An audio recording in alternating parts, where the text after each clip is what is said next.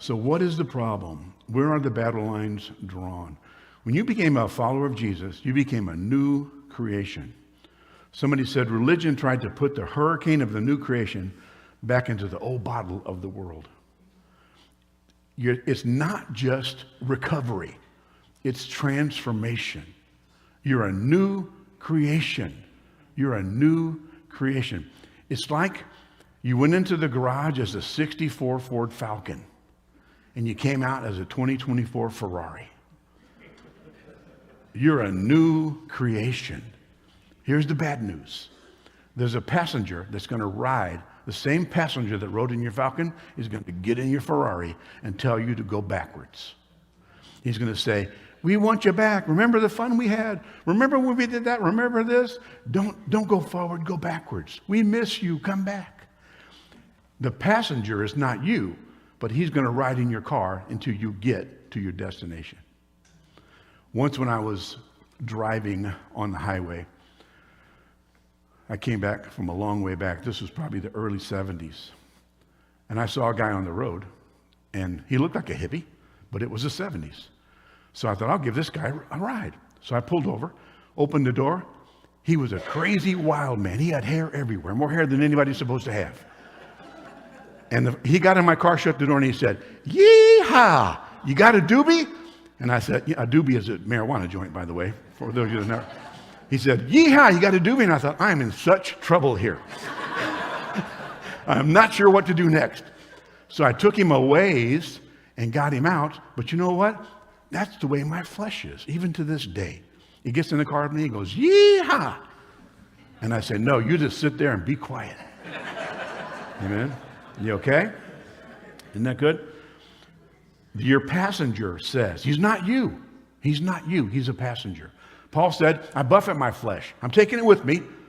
I'm going to get a new one, but I'm going to drag this thing along until I get there. And he's not going to be the boss. I'm going to be the boss. Your passenger says, he cusses. He tries to get you to go backwards. He shows you porn. He says, remember all the stuff all the fun that we had? We miss you. You okay? How many of you guys know what I'm talking about there? James 1 says it this way. Temptation comes from our own desires, which entice us and drag us away. These desires give birth to sinful actions. And when sin is allowed to grow, it gives birth to death. Now listen to this. Let's reverse engineer sin. Think about this. Everybody say this after me. Unbelief, lack, desire, temptation, sin, and death. Every sin is rooted in unbelief that God is somehow holding out on you, that you're missing something, and something out there is better than what God can give you. Something out there beats what God is offering. It's the lie of Eden, where the devil said, did God really say, he's holding out on you? This is okay, but look what could be. He's got something better out there for you, he says, but he's a liar. And so it's always the temptation to go for the lie instead of believing God is enough. What God gives me is better than anything the world gives me. You okay? That's really good. Amen. Your flesh still wrestles with the lie of Eden. Here's what it says in 1 Corinthians 9. This is Paul. If you think I'm making this up, listen to Paul's perspective. Verse 25 says, all athletes are disciplined in their training. They do it to win a prize that will fade away, but we do it for an eternal prize. So I run with purpose in every step. I'm not just shadowboxing. I discipline my body like an athlete. There's a passenger in your car that's going to the end of this life with you. You're going to get a new flesh, but that passenger is not you. Don't give him any voice. The mind and heart set on that passenger leads to death. He's going to get you off the wrong road. He's going to say, turn here. Or you can listen to the Lord, follow the heavenly GPS, and follow Jesus and be led by the Spirit. And it happens not just once. I wish you could just make this decision once. It happens every day. There's a fork in the road. Am I going to listen to crazy man? Or am I going to follow the road? Amen? Every time I listen to crazy man, he got me in the ditch. And I really regret it. You okay? Wow.